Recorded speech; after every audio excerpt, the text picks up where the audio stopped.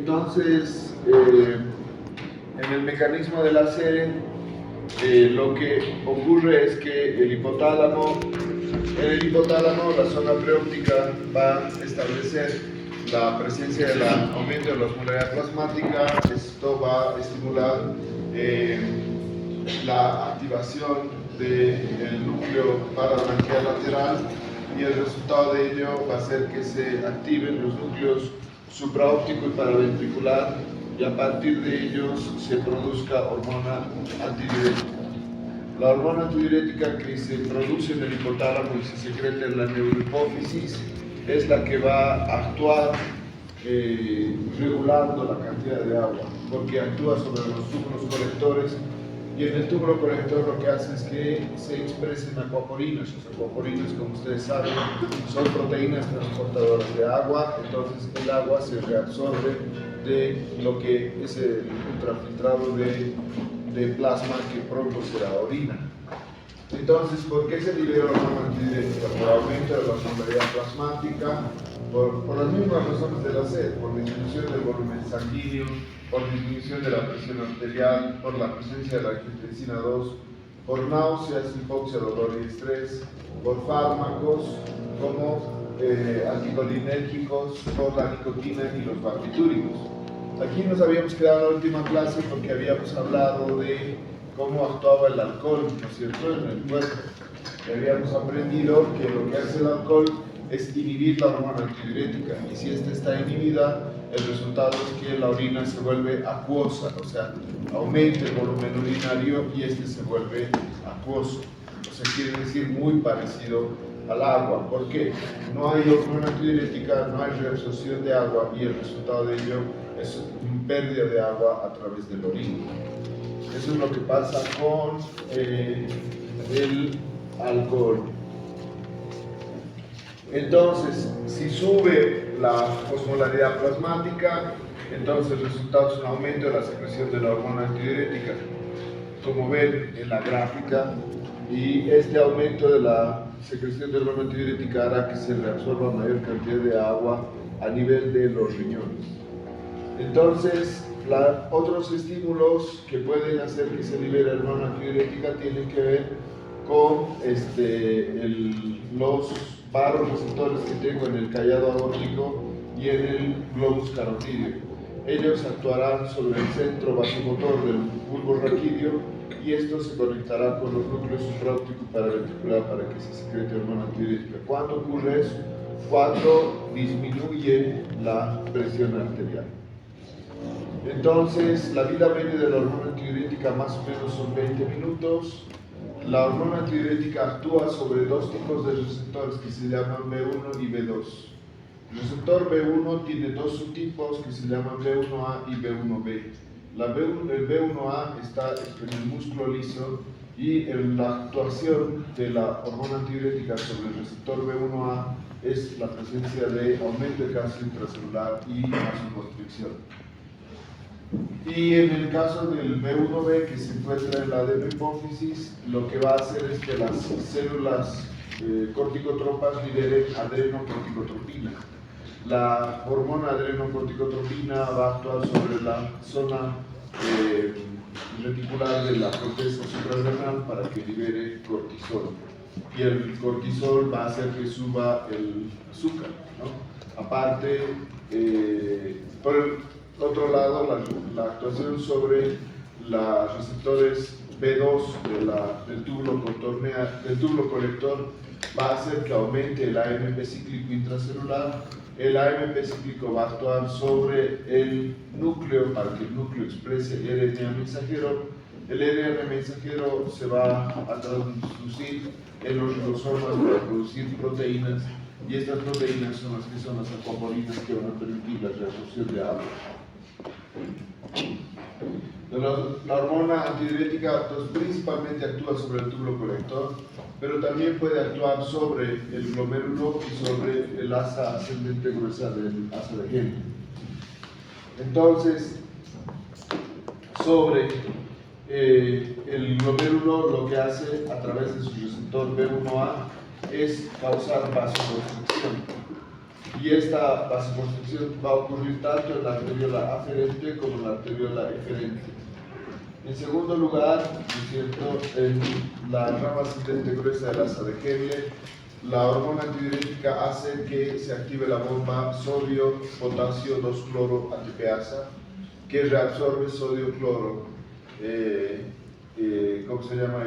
Sodio y potasio, perdón, y elimina cloro.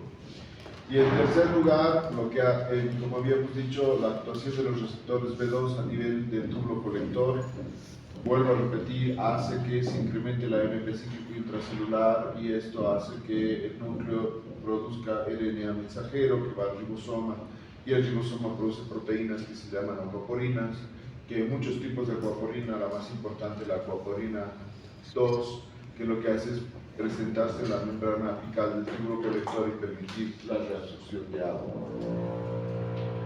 Entonces, bien, esto es lo que ocurre a nivel intracelular, ¿no? Lo que estamos viendo es que aquí tengo un receptor B2, ¿no? Aquí está, el receptor B2, aquí es donde actúa la hormona antidiurética. El resultado de la acción, que el receptor está ligado a la proteína G, la acción de la proteína G y a través de la creatinquinasa va a hacer que se transforme el ATP en AMP cíclico. El AMP cíclico actúa sobre el núcleo para que haya expresión celular y transcripción genética para que se libere RNA mensajero que va a ir al ribosoma y el ribosoma va a hacer síntesis de proteínas, en este caso de aquaporinas, y las aquaporinas van a salir hacia la exocitosis y se van a manifestar en la luz del túbulo para que se reabsorba agua. Ahí estamos viendo dos tipos de aquaporina, una que está sobre la luz tubular, que se llama aquaporina 2, y otra que está en la membrana vasolateral, que es la aquaporina 3. El resultado final es que está permeable el túbulo al agua, que es normalmente impermeable, y de esa manera se reabsorbe el agua.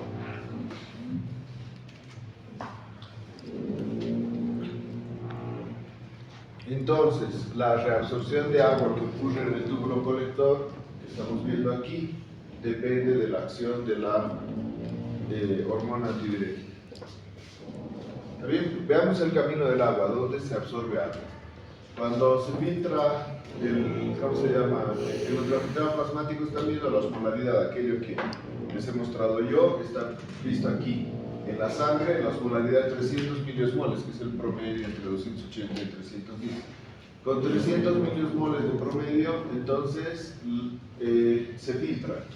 Cuando se filtra, ustedes ven en la luz tubular del túbulo contorno proximal, está en 300 también, ¿sí? Entonces, ¿qué es lo que ocurre ahí? Ocurre la reabsorción de sodio, de cloro y de agua. Entonces, inmediatamente cuando pasamos la corteza a la médula, la parte externa, se hace mucho más hiperosmolar, 400 miliosmoles ese ultrafiltrado. Y a nivel de la rama descendente delgada, entonces hay también reabsorción de agua. El resultado es que sube, cuando estamos en la parte profunda de la médula, hasta 1200 la osmolaridad de ese concentrado. Luego hay reabsorción de sodio y de cloro, baja la osmolaridad cuando volvemos a la zona de la médula externa, hasta 600, pero sigue siendo hiperosmolar, y luego hay reabsorción de sodio y de cloro.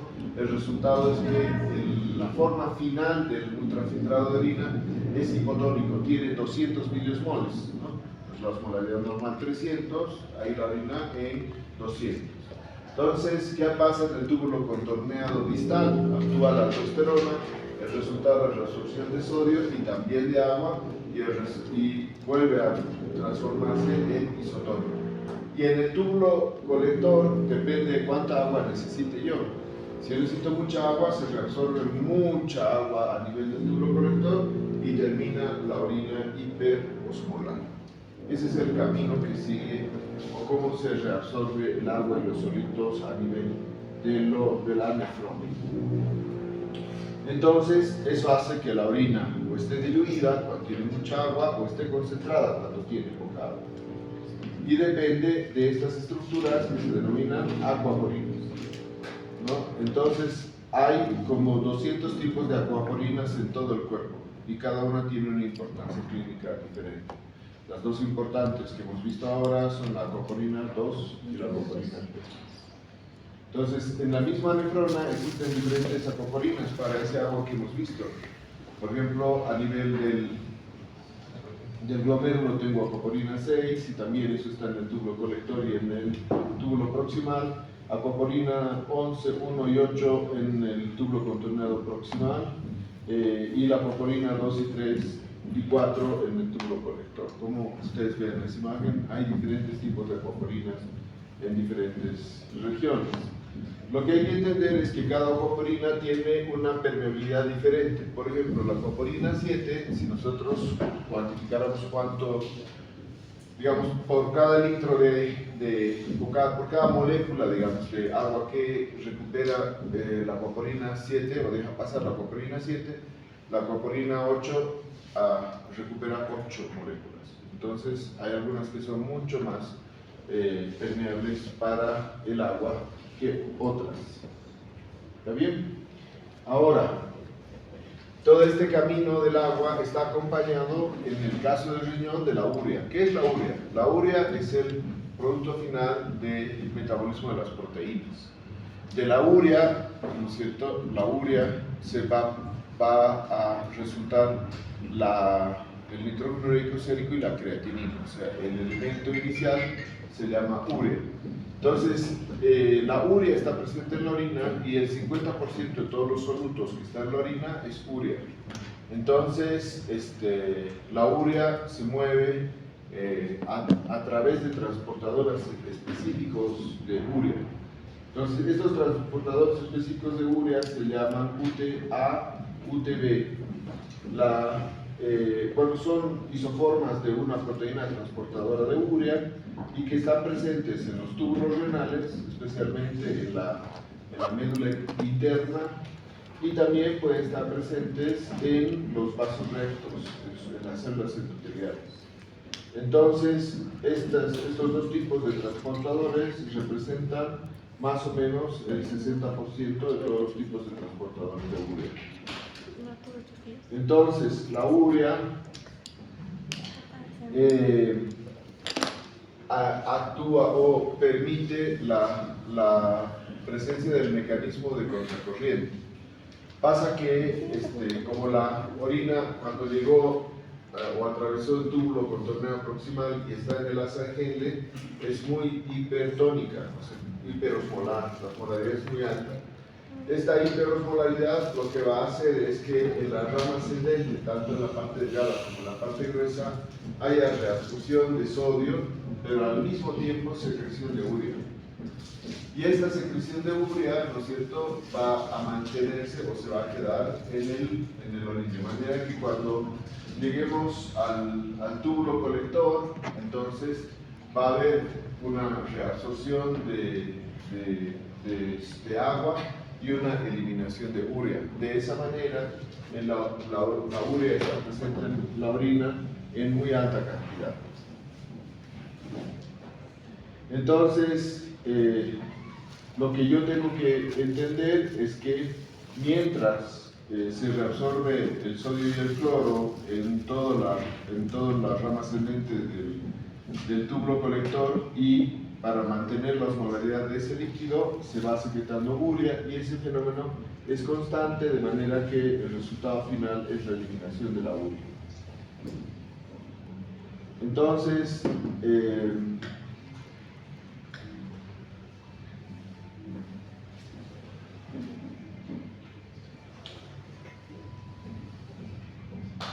esto va a explicar algunas cosas. Entonces, este mecanismo de contracorriente hace que mientras nosotros ya hemos explicado cómo ocurre todo de la osmolaridad dentro de la nefrona, tenemos que ver qué ocurre mientras tanto en los vasos rectos. Entonces recuerden que después de la anterior referente, entonces viene el vaso recto, ¿no? Entonces los capilares vestibulares y el vaso recto. Entonces en el vaso recto la osmolaridad es de 300 cuando estamos a nivel de la corteza. Cuando entramos a la médula, entonces la osmolaridad empieza a subir, ¿sí? Hay un incremento que llega también hasta los 1200 y luego vuelve a bajar. Este cambio de la osmolaridad entre la corteza y la médula permite el movimiento de sodio, cloro y de urea entre el capilar, el intersticio y los túbulos. Y eso permite la reabsorción de agua, de sodio y la secreción de urea. Entonces, a ese movimiento se denomina el reciclado de la urea. Entonces, si nosotros vemos cómo ocurre, en amarillo están viendo la nefrona y en rojo están viendo el vaso recto, ¿sí? Entonces, lo que ocurre es que tenemos estas proteínas transportadoras de urea en el endotelio de los capilares de los vasos rectos, y tengo también estas proteínas transportadoras en la nefrona, especialmente en la rama descendente delgada del asa de Helle, tanto en las nefronas con asa corta como en las nefronas con asa larga.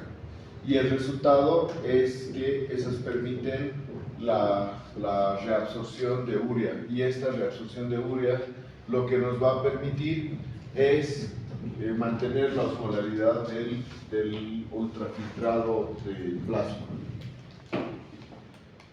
En última instancia, pero es que este reciclamiento de la urea va a terminar causando la presencia de la urea en el orina y el olor característico, ¿no? El olor característico que tiene la orina, que se llama olor sui generis, depende de la presencia de la urea. Entonces, la urea es una molécula osmóticamente activa, quiere decir jala agua, o sea, la urea se rodea de agua. Eso es importante porque la mayoría de las cremas que se utilizan hidratantes, ustedes pueden comprar en la farmacia cualquier crema que esté hecha para hidratar, y cuando vean su composición van a tener que tiene urea en un porcentaje determinado. Entonces, ¿qué es lo que pasa? Al colocarse la crema, la urea que tiene esa crema lo que va a hacer es jalar agua al lugar donde está ella, y el resultado de la presencia de agua es la turgencia de la célula y del intersticio, y el resultado es que la piel se vea lozana o qué sé yo, ¿no? Es solamente la presencia de la urea, que en este caso no se absorbe. Bueno, la cantidad de sustancias que se absorben a partir de la piel es menor al 2%, porque la capa córnea de la piel nos protege. ¿Dudas sobre cómo se regula el agua en el organismo?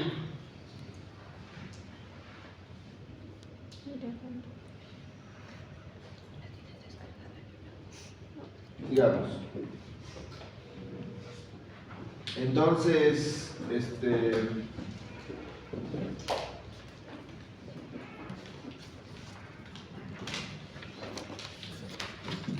el riñón, como función, lo que tiene que hacer es limpiar la sangre. Habíamos hecho números al principio de esta unidad, hablando de que el riñón recibe 1 litro de sangre. De esos, 600 ml son plasma, algo que se llama flujo plasmático renal, 600 mililitros por minuto. De eso, lo que el riñón logra filtrar, que se llama tasa de filtrado glomerular, son 125 ml por minuto. Y lo ideal es que lo que esté filtrado termine limpio, ¿sí? Limpio, sin elementos de desecho. A eso se llama depuración, o sea, que yo limpié la sangre. O en inglés, clearance. ¿Está bien? Entonces, la idea es que tanto la orina como el plasma, cuando se filtra, tienen la misma cantidad de solutos, o sea, tienen la misma cantidad de agua y la misma cantidad de solutos. La pequeña diferencia radica en que cuando la orina atraviesa la membrana de filtración glomerular, no deja pasar proteínas, todo lo demás se pasa. Entonces, eso hace que haya un cambio en la presión oncótica, ¿no? La presión oncótica del plasma está dado por las proteínas y no hay presión oncótica en el ultrafiltrado del plasma. Pero la cantidad de solutos resulta la misma. Entonces, ¿qué he limpiado yo en ese momento? Nada, porque solo he filtrado, pero la cantidad sigue siendo la misma. O sea, sí limpiaría si yo tiro en la orina todo esto, ¿no? Si tiro todo el agua y todos los solutos, obviamente estuviera tirando esos 125 ml por minuto. Pero no ocurre. Resulta que terminan siendo, ayúdenme a calcular, 125 por 1440. 1440 son los minutos que tiene un día.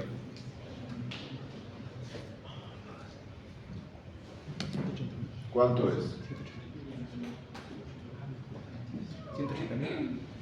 Muy bien, entonces 180 litros se filtran de plasma. ¿Se entiende? 180 litros. Pero producimos de eso 2 litros de orina. De 180 litros, o sea, 178 litros los reabsorbo. Por lo tanto, pues la limpieza no es tal. Entonces, puedo tener dos situaciones. Uno, en el que, ¿cómo se llama?, haya una acción máxima de la hormona antidiurética. Pongamos un ejemplo, he salido a correr, he corrido una maratón, ¿sí? Pero en la maratón, como el Héctor Garibay en esta última maratón, ¿lo han visto en las Olimpiadas?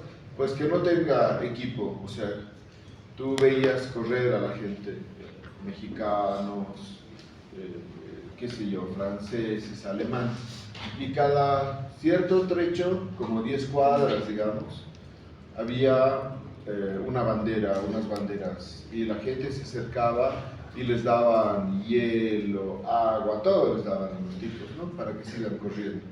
Y el Garibay pasaba de largo porque no había su bandera, ¿sí? Y había un momento en que tenía tanta sed que lo que hacía era, bueno, bandera de qué es esto, mucha de Ghana, se parece a la de Bolivia, bueno, a mí. Y se alzaba un poco de agua, porque no había quien lo apoye. Entonces,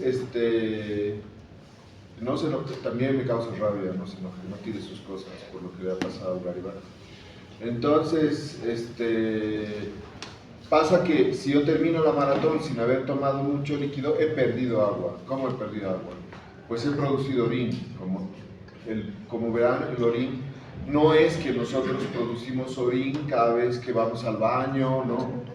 Se está produciendo la orina en este momento en cada uno de los riñones de ustedes y se está colectando gota a gota en la vejiga hasta que la vejiga se distienda porque hay más de 250 ml y aparezca el deseo de orinar. ¿Sí? ¿Sí? Entonces, Garibay al correr estaba produciendo orina. En segundo lugar, estaba haciendo un esfuerzo físico que producía calor, temperatura. Y el resultado es que tiene que perder ese calor.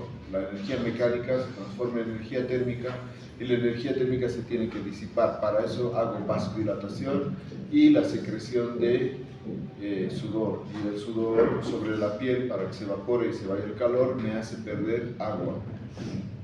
¿Sí? Además respira más rápido y cada vez que yo respiro, meto aire, al meter aire, el aire se calienta y se humedece al pasar por los cornetes, luego llega a los pulmones y se elimina, todo ese agua que le he puesto se elimina en la respiración, entonces yo voy perdiendo agua por ahí también. Entonces, ¿cuál va a ser el resultado? Como he perdido tanta agua, entonces sube mi osmolaridad plasmática. Tenemos un ejemplo de cocina, es como si yo preparara una sopa y resulta que la dejo hirviendo, y la dejo hirviendo, y la dejo hirviendo, y la sopa disminuye a menos de la mitad de lo que debería ser el volumen inicial. Cuando yo pruebo la sopa, que cuando inicialmente la estaba probando y estaba de un sabor normal, va a estar concentrado el sabor, y si tenía sal, va a estar salada. ¿Se entiende? la voy a percibir salada. Y resulta que es lo mismo, a eso me refiero cuando yo hablo de estado hiperosmolar. O sea, en el estado hiperosmolar hay muy poca agua y hay mayor cantidad de solutos, lo que hace que suba la osmolaridad plasmática. Entonces, lo que va a pasar es que, ¿qué va a pasar? Que al subir la osmolaridad plasmática, lo que va a ocurrir es que se va a liberar hormona antidiurética, como vimos recientemente. Y la hormona antidiurética va a sacar todo el agua posible de la orina. Y lo que va a pasar es que va a subir la osmolaridad urinaria de 300, fíjense cómo se ha multiplicado 4 veces el valor a 1200. Entonces una orina concentrada, como el té tinto, así la orina, ¿sí? Entonces, ¿qué es lo que ocurre en ese momento? Lo que yo estoy logrando limpiar de la sangre es muy poco, ¿sí? Entonces, el clearance, fíjense cómo ha ido a 2 ml por minuto. Ok. Ahora voy al otro elemento, a la otra situación. Ok. De rabia, el Héctor Garibay, al día siguiente de haber corrido, o esa misma noche, decide tomarse unas cervezas, qué sé yo, por cómo le fue en la carrera. Y bebió hasta perder el sentido. ¿Cuál es el resultado de eso? Que se ha dormido el hipotálamo y que no se ha producido hormona antidiurética. Entonces, termina haciéndose pis en los pantalones. ¿Eso es posible? Claro que sí, ¿no? Por 2 razones. Uno, que el esfínter, ¿cómo se llama? El esfínter vesical es voluntario y se pierde esa voluntad en el momento en que yo he tomado todo el alcohol. Y en segundo lugar, ¿por qué producir tanta orina? Que la vejiga que está llena, al final de cuentas, pasa la presión o vence la presión del esfínter y permite la salida involuntaria de la orina. ¿Se entiende? Ok. Para todos los que les ha pasado, ya saben por qué. Y para los que piensan beber hasta morir, ya saben lo que les va a pasar. Entonces, eso. Bueno, entonces, ¿qué pasa con el agua entonces? No se reabsorbe nada de agua en esa orina que se produce. ¿Cuál va a ser el resultado? Que la osmolaridad urinaria va a bajar. Como hemos visto, 60 miliosmoles, o sea, una orina totalmente fluida, muy parecida al agua, o sea, básicamente agua. Pero la limpieza o el clearance no dependen de eso, ¿se entiende? O sea, la depuración de la sangre no depende de eso. Entonces hemos visto 2 situaciones en las que la orina está muy concentrada o la orina está muy diluida, y lo que estamos viendo es solamente cómo se regula el agua en el cuerpo sin que cambie eso, la capacidad del riñón de limpiar solutos. ¿Está bien? Ok. Y eso, no, o sea, ¿y eso qué tiene que ver? O sea, no lo entiendo. Pues es que cuando abren el chamán, el curandero del pueblo, ¿no es cierto? Entonces ya ha aprendido nuevas técnicas, se ponen sueros, dice. Entonces, no, está mal tu hígado, hay que hacer un lavado del hígado. O está mal tu riñón, vamos a lavar el riñón. Entonces, aprende a canalizar una vía periférica y a colocarle un suero salado y uno dulce, dice. Entonces, una frasco de glucosa y un frasco de solución fisiológica le ponen al paciente. ¿Ya? Y entonces el resultado de ello es, no, con eso vamos a limpiar tu cuerpo. O sea, el hecho de que te den 2 litros de agua en el cuerpo, lo único que va a hacer es que tu cuerpo lo que haga es regularlo. Si el agua no la necesita, pues la va a tirar. Y si la necesita, se la va a quedar, como acabamos de ver. Pero eso, hacer que el cuerpo limpie más, no va a ser. Doctor, una pregunta, y en caso del alcohol, digamos, estás y tomas agua y se limpia, ¿No? O sea, Acabamos de hablar que es una regulación, no es que limpie, no hay limpieza ahí, ¿sí? La depuración del riñón, la función de depuración depende de la integridad de las nefronas. O sea, cuánto limpia mi riñón, y eso quiero que entiendan, depende del número de nefronas que tengo. Tengo 1 billón de nefronas en cada uno de los riñones, o sea, en total tengo 2 billones de nefronas. Eso baja en un 25% con el paso de los años, o sea, a medida que yo voy envejeciendo, voy perdiendo nefronas, ¿está bien? Pero si se me sube la presión arterial y no la controlo, si empiezo, hago que el riñón se hipoperfunda, como que el hecho de beber hasta la embriaguez y el resultado sea que no llegue suficiente, yo me deshidrate demasiado por la pérdida de la hormona antidiurética y haga que al riñón le llegue menos sangre. Todo eso va a comprometer la vida de una nefrona, o que yo tome medicamentos como antiinflamatorios no esteroideos, diclofenacos, qué sé yo, porque me duelen cosas y yo empiece a tomar los medicamentos y eso empiece a lastimar los túbulos renales y de pronto voy a perder una nefrona, 2, 3, las otras van a empezar a suplir la función, pero a medida que yo voy perdiendo nefronas, pierdo la capacidad de limpiar la sangre. ¿Se entiende eso?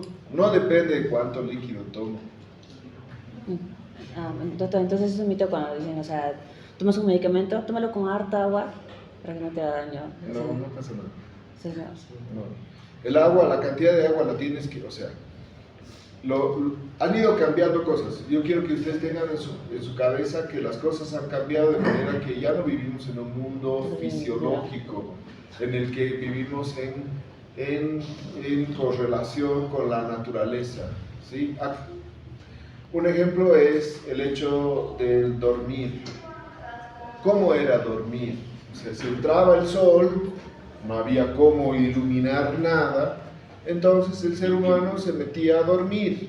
Cuando se entraba el sol no había luz, la pituitaria producía melatonina y la melatonina activaba el ácido gamma-aminobutírico y entonces el sistema se inhibía el sistema reticular ascendente activador, o sea, en otras palabras, te daba sueño y luego a dormir. Pero ahora no. Ahora resulta que llega la noche y se entra la luz del sol y se prenden todas las luces artificiales y yo tengo pantallas que estoy viendo a las 11, a las 12, a la 1, a las 2, a las 3 de la mañana. ¿Cómo me va a llegar el sueño? No me va a llegar el sueño, no produzco melatonina. ¿Eso es fisiológico? Por supuesto que no. Lo mismo ocurre, ¿y por qué sale la recomendación de que tienen que tomar 2 litros de agua al día?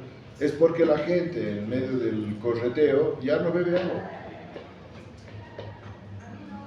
O sea, las hamburguesas vienen con agua incorporada, no. Todos los alimentos que se pueden vender, que sean fáciles de entregar, son alimentos que son sólidos y que son ricos en sal y almidones, ¿no? Eso es, y grasa, porque tienen sabor. El sabor es importante para poder vender. Entonces, estamos llenos de snacks, de cosas que vienen en bolsitas que están llenas de sal. Entonces, y las bebidas que nos dan para beber también tienen sal, como la Coca-Cola.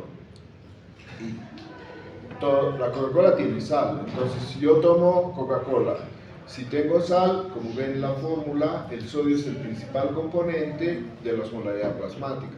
¿Qué pasa con mi osmolaridad plasmática? Sube. Si sube mi osmolaridad plasmática, ¿qué me pasa? Tengo sed. ¿Qué tomo? Coca-Cola, ¿no es cierto? Y entonces es una manera en la que yo me vuelvo adicto a la Coca-Cola. Tengo más sed y lo único que me gusta es tomar Coca-Cola, entonces tomo Coca-Cola, tengo sed, sigo tomando Coca-Cola, tengo sed. ¿Está bien? Y hago trabajar a mis riñones en exceso porque el riñón tiene que perder esa sal que está de más. En estos fenómenos tan complejos que estamos estudiando, de cómo se relaciona el agua y el sodio a nivel renal para poder trabajar. ¿Qué va a ser el resultado neto? Un aumento del volumen plasmático efectivo. No me voy a hinchar, soy joven, no me voy a hinchar. Cuando sea anciano, sí, un vaso de Coca-Cola y al día siguiente los pies van a ser 2 pelotas. Pero cuando soy joven, no. pero sí va a aumentar mi volumen plasmático efectivo. Eso va a aumentar el volumen sistólico, la precarga, el volumen sistólico y la presión arterial sistólica. Entonces, poco a poco va a ir subiendo mi presión arterial. Me voy a ir acostumbrando a eso. Entonces, un veneno muy grande se llama Coca-Cola. Entonces, uno de los actos más importantes que he visto de un futbolista de protesta